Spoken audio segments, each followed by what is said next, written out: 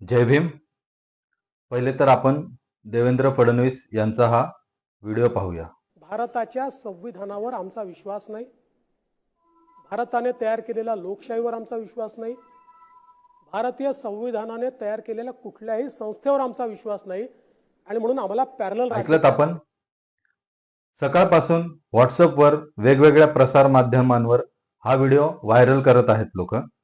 तर मला आपणाला हेच सांगायचं आहे की देवेंद्र फडणवीसांचं हे हिवाळी अधिवेशनातलं पहिलंच भाषण आहे. हे आपण पूर्ण भाषण जर ऐकलं तर नक्षलवादावर वक्तव्य करताना देवेंद्र फडणवीस यांनी हे वक्तव्य केलेलं आहे. हे क्लिप एडिट करून काही लोक प्रसार करीत आहेत. तर मला आंबेडकरी अनुयायांना आणि संपूर्ण जनतेला हेच सांगायचं आहे की अशा क्लिप्स बघून अफवांवर विश्वास ठेवू नका. खरं काय ती शहानिशा करून घ्या. पूर्ण जर तुम्ही भाषण ऐकलं तर देवेंद्र फडणवीस हे नक्षलवादावर बोलताना हे वक्तव्य करतायत.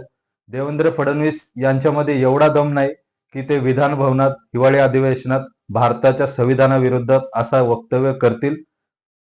म्हणून मला आंबेडकरी जनतेला आणि अनुयायांना एवढंच सांगणं आहे की सध्या परभणी आणि अमित शहा यांच्या प्रकरणावरून वातावरण आधीच तापलेलं आहे.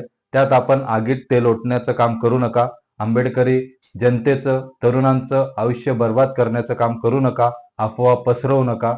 जय भीम.